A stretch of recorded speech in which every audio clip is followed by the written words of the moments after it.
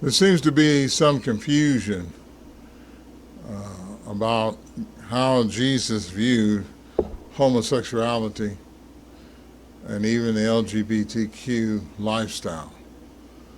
The Bible tells us that Jesus loved what was right but hated what was bad. Did Jesus consider homosexuality, the LGBT community, bad? Rather, did he consider the lifestyle bad? Because if you notice, he hates what's bad and he loves what is right. So he doesn't hate people, but he hates wrongdoing. So how does Jesus view the LGBTQ lifestyle, the same-sex lifestyle?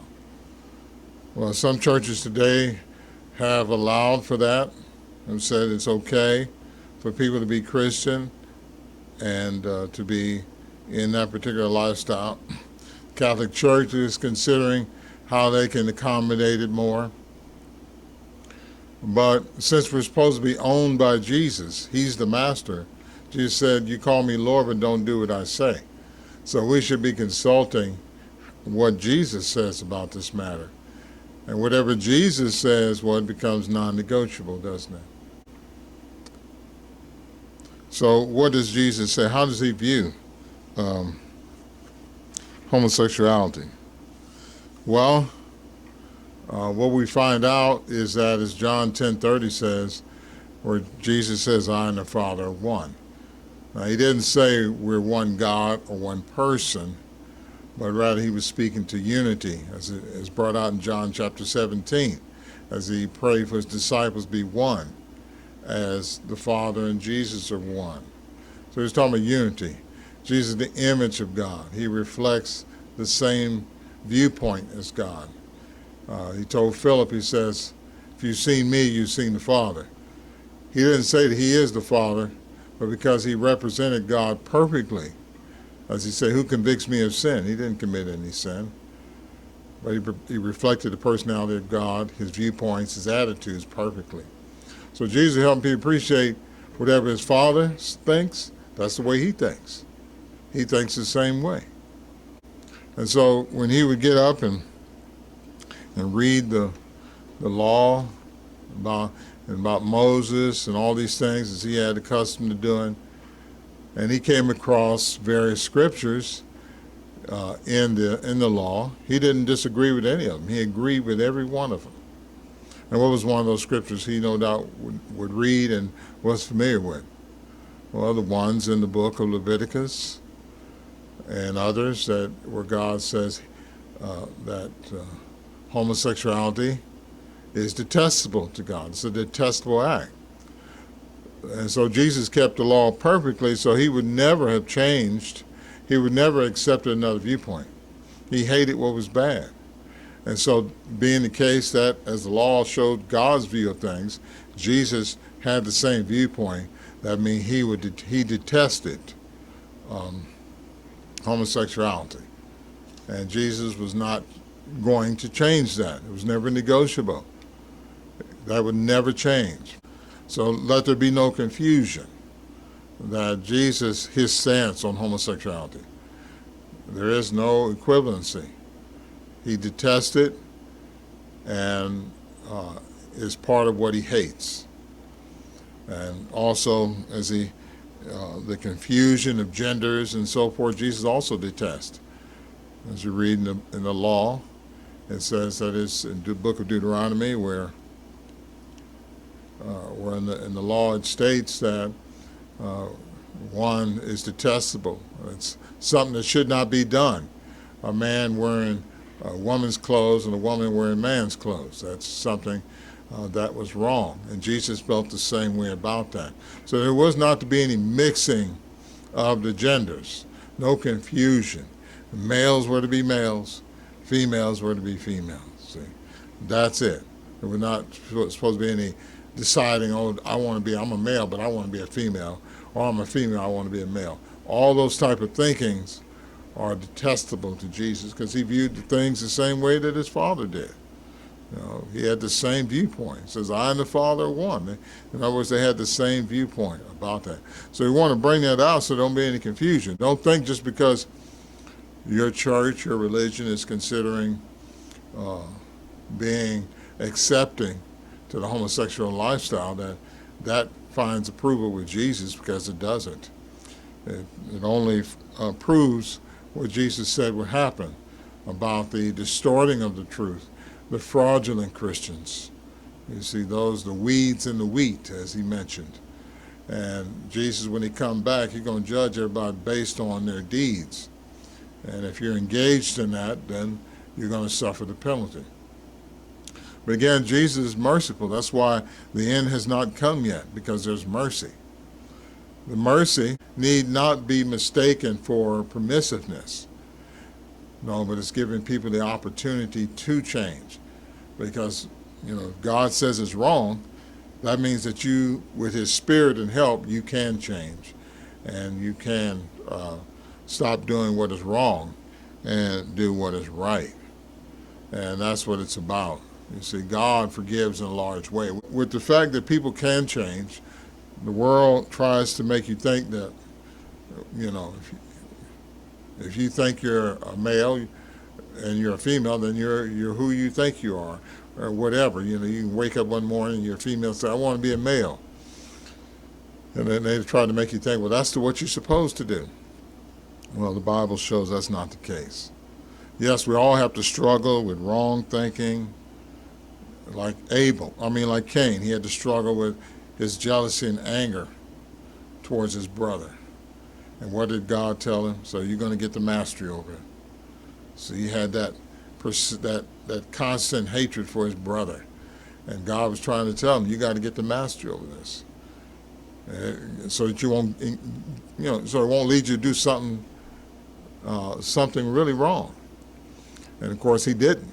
He didn't take the choice to fight it, but he gave in to it and killed his own brother. Even schemed it so he can get his brother alone to kill him. So human life is about wrong thoughts, wrong feelings, desires that are not right. Because Romans chapter 7, life is about fighting those desires. It's about getting in the fight and fighting those desires.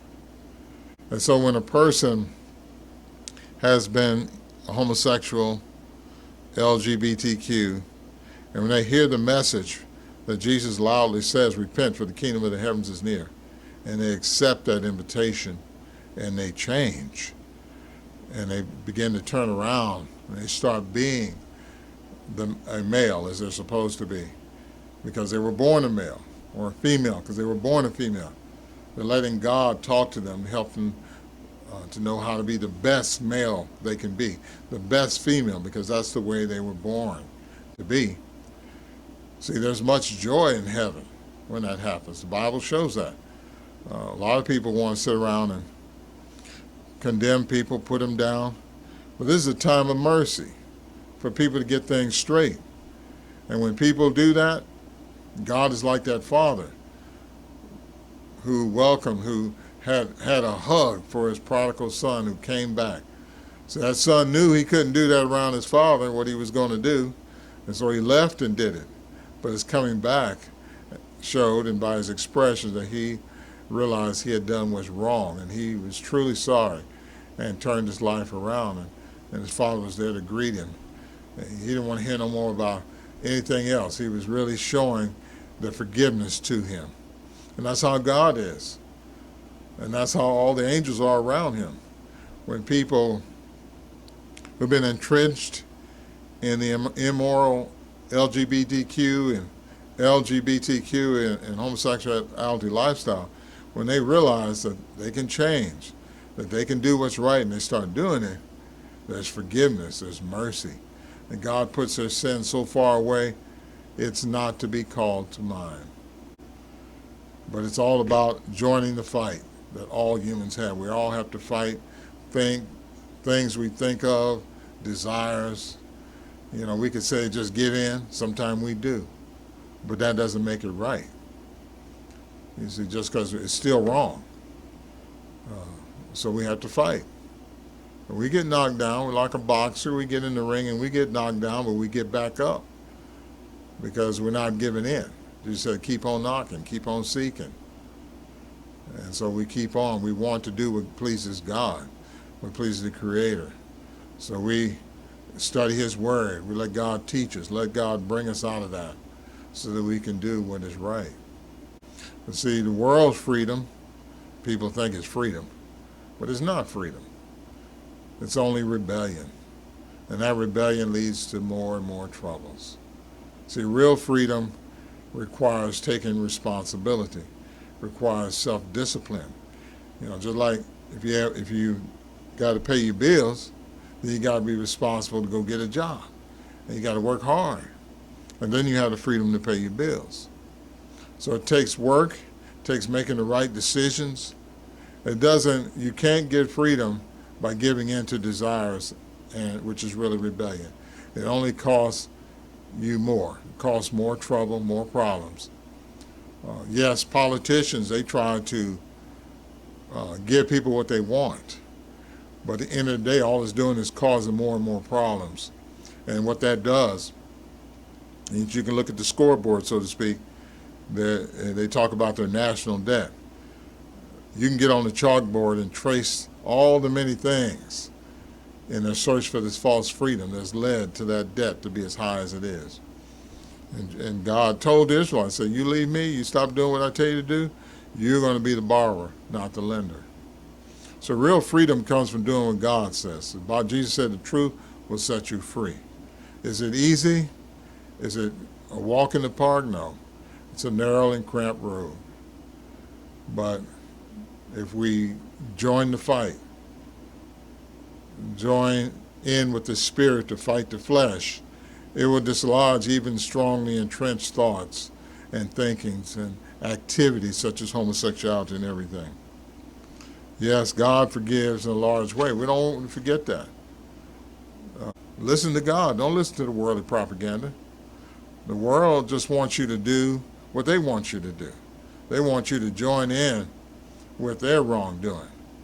And they try to spread that propaganda everywhere so that they can have others join in with them in their wickedness. And that's why they look. If you stop joining in with them, you stop agreeing with them that homosexuality is right. When you stop agreeing with that, they look at you like you're strange. Like, what's wrong with you? So all these churches can sit around here and try to decide, well, how can we get the homosexuals in here and so they can be approved and even preach from the pulpit and things of this nature. And they're saying these things because they're not interested in what God is saying or how Jesus views it, but they're doing it for their own power base, their own way of making a power and dishonest gain. And the Bible foretold these ones. They would go from bad to worse. So you can't listen to these types. You can't look at churches and say, well, this church is okay with homosexuality, and this church over here, that doesn't mean anything. That just fulfills Bible prophecy of ones who will rise and speak twisted things. So as the book of 3 John says, you can't just look at what people who claim to be Christians are doing. You have to imitate what is good. You have to identify what is good, and you have to do it in spite of what other people are doing. See? So no matter what all these churches are saying about homosexuality is wrong. But a person can change. They can join in with the Spirit and fight the fleshly desires if they repent and turn around and want to join the fight. And they got to want to join the fight. And once you join the fight, as Jesus said, all things are possible with God. And then you become who you're supposed to be. You're able to be born again. You're able to be the new creation. You're able to be the best man. If you're a male, you be the best male you can be. You're a woman, you're a female, be the best woman you can be. Because God's going to teach you. He's going to teach you how to do that. See, parents today are very neglectful because they're trying to be a part of the world. They want to accept the world's way of raising children and so forth like that. Letting kids decide if they want to be male or want to be female.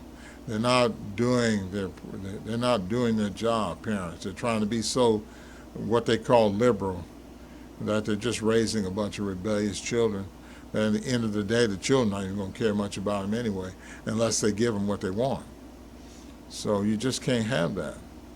You can't listen to the world when it comes to raising children and the life you're supposed to lead, because they didn't create life.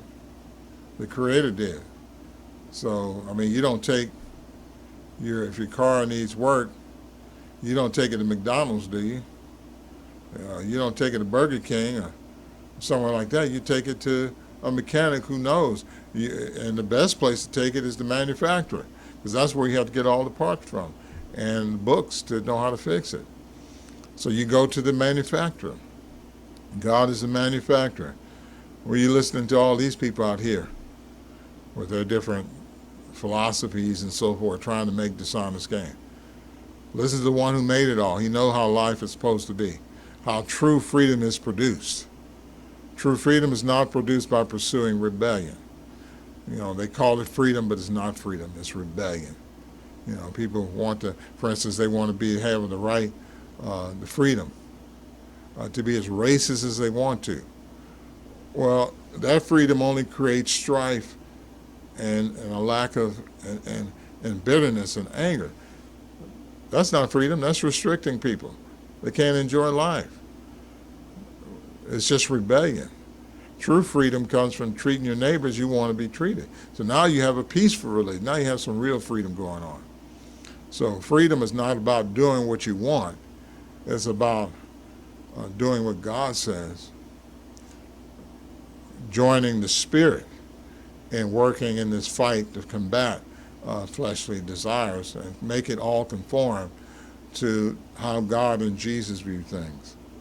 So it's one of the things we want to make here, in spite of what these other churches are trying to decide on about the same-sex lifestyle and all that. Know how Jesus views it. And if you love Jesus, then conform to his viewpoint and do what's right. Thank you.